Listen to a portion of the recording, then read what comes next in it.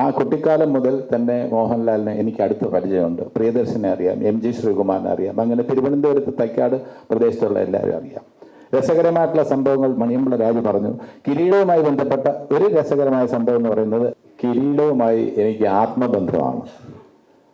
ഒരുപാട് കാരണങ്ങളുണ്ട്. കിരീടം എന്ന ചിത്രത്തിനാണ് ലൊക്കേഷൻസ് എല്ലാം തന്നെ ലാൻഡ്മാർക്കായി മാറിയത്.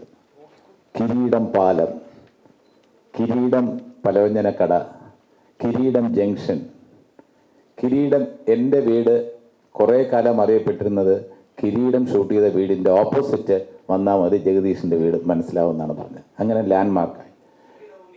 കിരീടം ഉണ്ണി, കിരീടം ആ സിനിമയുടെ പേരിൽ തന്നെ കിരീടം ഉണ്ണി. ഉണ്ണി ദിനേശും എൻ്റെ ആത്മാർത്ഥ സുഹൃത്തുക്കളാണ്. ഉണ്ണി എൻ്റെ കൂടെ പഠിച്ചാണ്. ദിനേശ് അന്ന് വീഡിയോ കാസറ്റ് ലൈബ്രറി നടത്തിയിരുന്ന, ചാനൽ 12 എന്ന് പറയുന്ന ലൈബ്രറി നടത്തിയിരുന്ന ദിനേശ്. അങ്ങനെ ഒരുപാട് പടങ്ങൾ ദിനേശിൻ്റെ ലൈബ്രറിയിൽ നിന്നാണ് ഞാൻ എടുത്ത് കണ്ടിട്ടുള്ളത്. പിന്നെ അടുത്ത സംഭവം എന്ന് പറയുന്നത്, സെബി എൻ്റെ ആദ്യ കഥ ശ്രീനിവാസൻ തിരക്കഥയാക്കുമ്പോൾ അതിന് സംവിധായകനായി വന്നത് സിബി മലയിലാണ്. ഓടൽ ബ്രഹ്മാവ് ആളറിയാം എന്ന് എൻ്റെ ആദ്യ അല്ലെങ്കിൽ രണ്ടാമത്തെ ചിത്രത്തിൻ്റെ അസോസിയേറ്റ് ഡയറക്ടറായിരുന്നു. ആ രീതിയിലെല്ലാം തന്നെ ആത്മബന്ധമുണ്ട്. സെവനാർട്സ് വിജയകുമാർ എന്ന് പറയുന്ന വ്യക്തി തിരുവനന്തപുരത്തുള്ള നമ്മുടെ സുഹൃത്തുക്കൾക്ക് എല്ലാവർക്കും തന്നെ പ്രിയദർശൻ പരിചയപ്പെടുത്തി തന്ന വലിയ പ്രൊഡ്യൂസർ ആൻഡ് ഡിസ്ട്രിബ്യൂട്ടറാണ്. കലാഹൃദയമുള്ള ഒരു ഡിസ്ട്രിബ്യൂട്ടർ. എന്താ പറയുക, എ ട്രൂ ജെന്റിൽമാൻ. എല്ലാ അർത്ഥത്തിലും വളരെ സ്വീറ്റ് ആയിട്ടുള്ള ബിഹേവിയർ. ഏത് ടെൻഷനും, എന്ത് ടെൻഷൻ വന്നാലും അതൊന്നും മുഖത്ത് പ്രകടിപ്പിക്കാതെ, ലെറ്റ്സ് സീ, ജയ് വിൽ ദേഖേഗ കോയി ബാത് നഹീ. വിദേശമായിരുന്നുകൊണ്ട് ഹിന്ദിയൊക്കെ ഒരുപാട് സംസാരിക്കും. ഹാജി എല്ലാത്തിനും അയാൾ വിളിച്ചു. പിന്നെ മോഹൻലാലിൻ്റെ ജ്യേഷ്ഠൻ എൻ്റെ കൂടെ പഠിച്ചാണ്, പ്യാർലാൽ.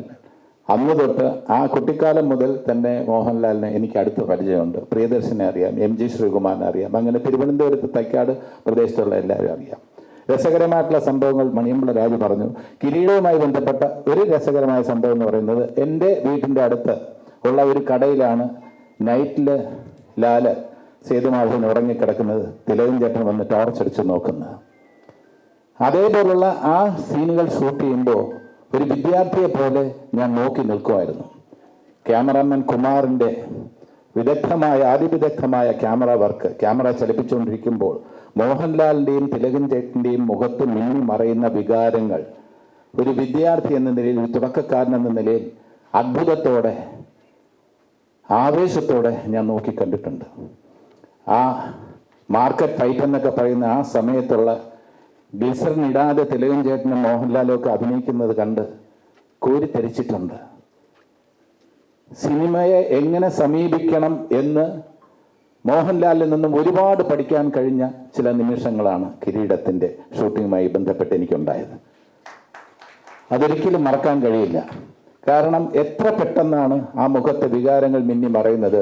നമ്മുടെ കൂടെ അഭിനയിക്കുമ്പോൾ, സുരേഷിൻ്റെയോടെയും മജീദിൻ്റെയോടെ അഭിനയിക്കുമ്പോൾ ജോബിയിലായിട്ട് അഭിനയിക്കുന്ന സേതുമാധവൻ, സൈക്കിൾ പിടിച്ച് എന്നെ താഴെ തള്ളിയിടുന്ന സേതുമാധവൻ, സിറ്റുവേഷൻ അനുസരിച്ച് ആ മുഖത്ത് മാറുന്ന ഓരോ വികാരങ്ങളും, സേതുമാധവൻ്റെ മുഖത്ത് മിന്നി മറയുന്ന ഓരോ വികാരവും, ആദ്യത്തെ സീനിൽ സബ് ഇൻസ്പെക്ടറായിട്ട് വരുന്ന ആ അച്ഛൻ്റെ സ്വപ്നം തകരുന്ന ആ സീനൊക്കെ നമുക്ക് സത്യം പറഞ്ഞാൽ വളരെ ഇമോഷണലായിട്ട്, ഇന്ന് കണ്ടായിരുന്നാലും ആർക്കും വളരെ ഇമോഷണലായിട്ട് മാത്രമേ കാണാൻ കഴിയൂ.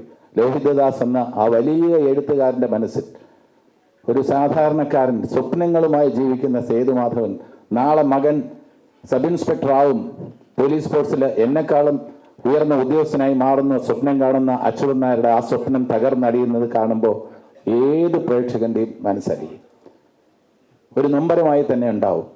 അത് ഒരു സാധാരണക്കാരൻ്റെ ആക്ഷൻ ചിത്രമാണ്. അത് ട്രൂ ടു ലൈഫ് ആക്ഷൻ പിക്ചറാണ്. അതിലെ ഓരോ രംഗവും എവിടെയും നടക്കാവുന്ന കാര്യങ്ങളാണ്.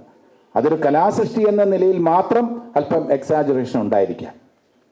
ബാക്കിയെല്ലാം ട്രൂ ടു ലൈഫ് ഫിലിമാണ് കിരീടം.